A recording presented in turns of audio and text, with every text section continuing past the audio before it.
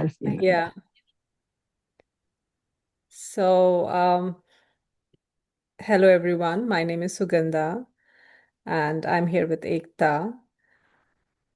And this is about this beautiful South India retreat we have put up in 2027, which we are calling Sacred South India, because South India is really, really sacred place. It has a special energy, spirituality, beauty, and charm, which I think makes it very special place to go.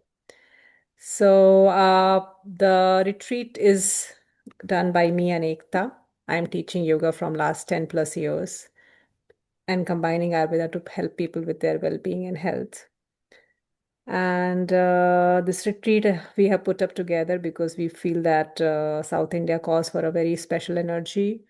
It has its energy of temples, architecture, then food, places, people, and I think the special sages which who have lived there and shared their energy in terms of how the place has grown over the years, many, many centuries. So I'm transferring the call. Now I'm gonna give it to Ekta to introduce herself, and then we will go over the itinerary and everything. And then in the end, if you have any questions, you can ask us. Yeah, over to Ekta. Namaste. Am I audible?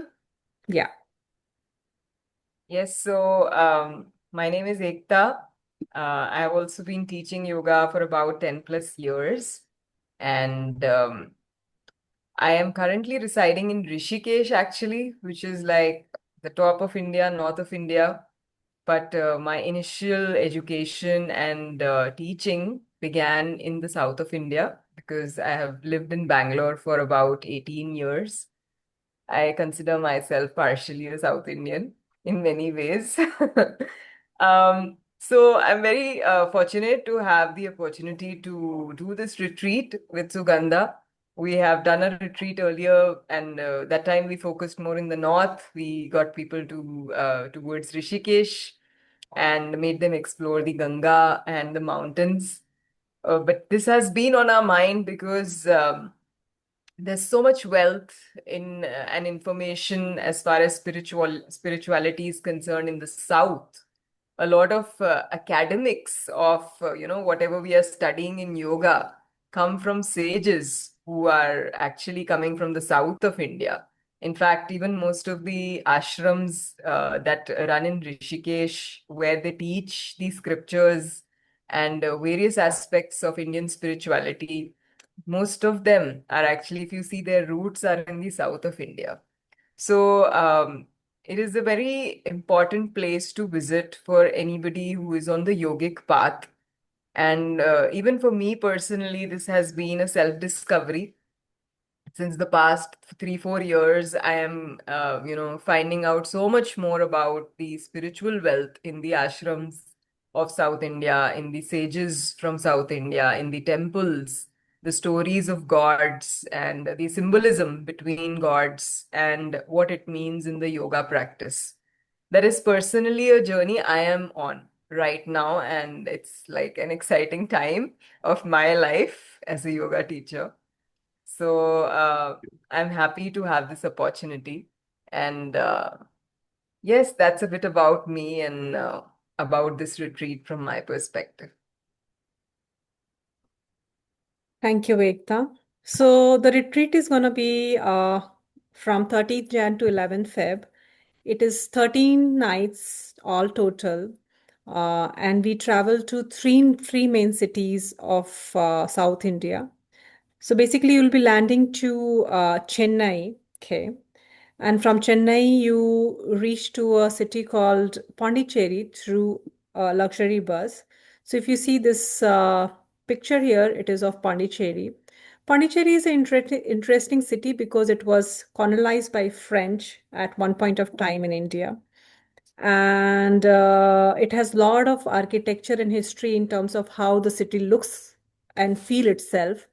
And it's a city by a beach. It is a beach city, so it has ocean, which gives us a very nature loving city. But what I feel interesting thing about the city, which no other city has, is a community which is called Auroville, which has been developed in the city over the period of next last 10 to 25, 20 to 25 years, where a lot of people who are completely into eco-friendly living has come together and built this acres and acres of land, which was not at all farmable. It was all barren land, and they've created a big community where people are farming. They are doing everything with hands. If you think about architecture, growing cacao, growing organic food, or building something with the hand, carpentry, weaving. So you will see this community which is completely self-sustainable, and they have created a beautiful surrounding environment which is completely self-sustainable. So it's a very eye-opening thing to go and see them, live with them, feel them. And then the city is influenced by a very great sage, Aurobindo, and he has his ashram there. And so Aurobindo and mother both have lived there and spread their teaching in that city. So we will go and visit that. If you see this picture here, it's Matra Mandir, which is situated in Auroville. It's a meditation center, a meditation home.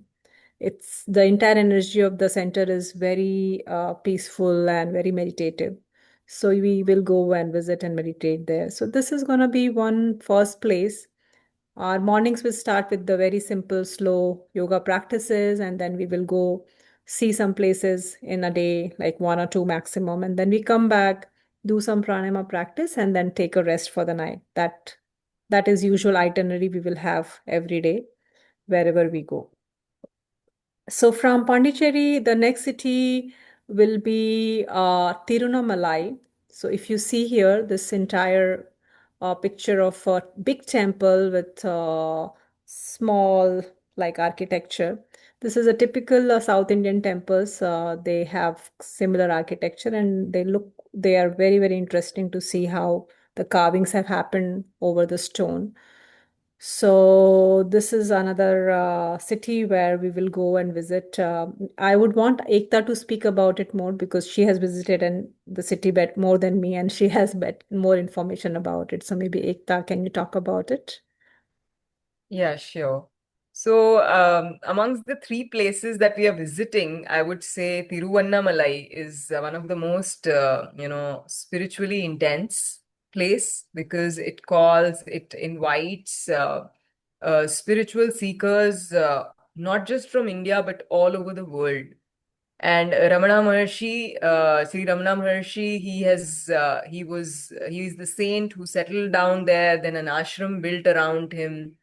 And if we when we go here, I would like to spend some time to share a bit about his life and see the yogic perspective through his eyes. So because he was such a well-known and saints are some people who have a fragrance, and that fragrance attracts people from all over the world. So he was such a well celebrated, loved, and respected person that he has followers from all over the world, from all nationalities, actually. So it's Tiruvannamalai is actually a very multicultural place. Because of that, it has, besides Ramana Maharshi's ashram, there are caves where he has done his tapas or deep meditation, which are very intense to visit and very important places.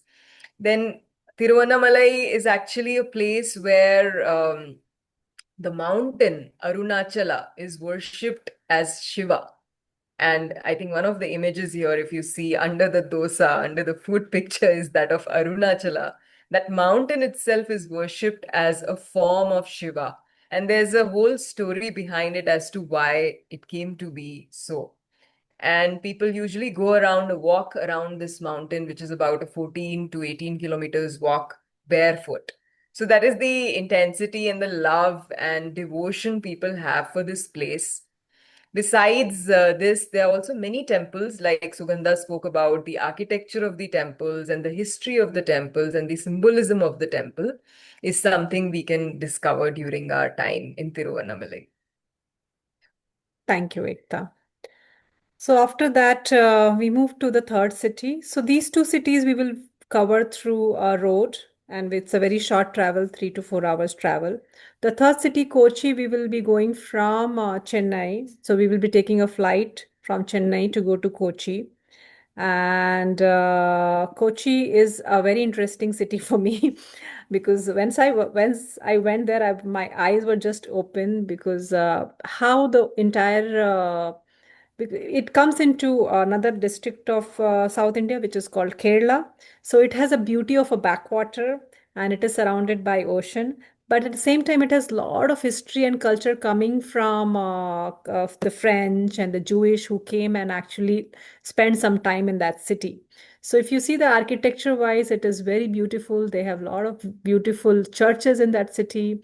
They have a very old synagogue there, which was built by Jewish in 18th century.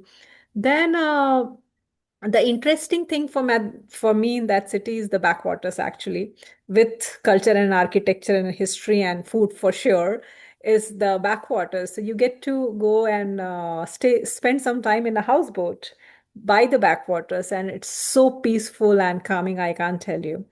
So that's where this will be a slightly different experience where we will be more into the nature and we will enjoy nature and we will worship nature in the city mostly and some of the other things to do in the city. And a lot of culture in terms of how if you see that Indian Kathakali dance where people put paints on the face and dance, that comes from this city. So we will go and see that dance and things around. So I think it's going to be very enriching experience to go and visit Kochi. So that will be our third city. And after Kochi, we come back to Chennai. And then from there, we fly back. So this will include our 13 nights, mostly 4 nights in Pondicherry, 2 nights in. So some of the pictures of the stay we have put by the where we are going to stay in all the places, and your stay is going to be definitely on us. Beautiful stay, you will get all good stays. Then yeah, few days in Pondicherry, then 2 days in Tirunmalai, and then 4 days in Kochi. So that's how the itinerary is spread, so that we get enough time in each and every place. We are not rushing from places to places. We go and settle down and we see and we experience the place with more calm and peace. That's the whole idea, to keep it more peaceful, slow travel, but at the same time inculcate yoga, some of the Ayurveda workshops, then little bit about some of the uh, information about the city, the spirituality, and all that, so that you get a complete experience. And yeah, so if you see in the website, we have seen what all is included. Basically, I tell to people, once you land to India, everything is on us. You don't have to worry about anything.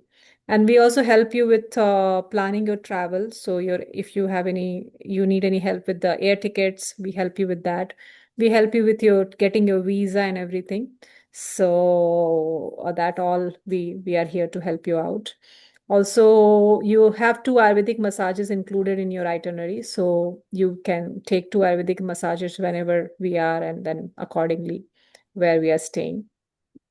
So your accommodations, your massages, your yoga classes, your travel, your meals, your ground transportation, your excursions, everything comes into the fee which we have put up here. Okay. So we are keeping 30 till 30th September, you have early bird offer. I would say that take use of this early bird offer and please book it before that so you can save some money. And also, if you have a friend who would like to come with you and you want to share a room with a friend, you can always get a 5% discount. Both of you can get 5% discount. So that way you'll save some money. Yeah. So this is all about this trip, and I am sure that something you look forward to do and experience in your life at least once. Thank you. Okay. All right.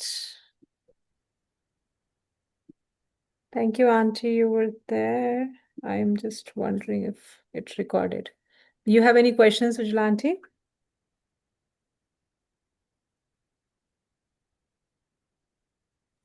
No, I don't have the questions. I am delighted that such no, thing you are offering, because I have only done the Shastra studies, but I have never experienced the environment, because the mindset was not there when I was growing up. Like I was in the environment, but now having studied the Shastras, I would like to experience the environment that I have probably experienced before, but not registered it. So this is a good opportunity. And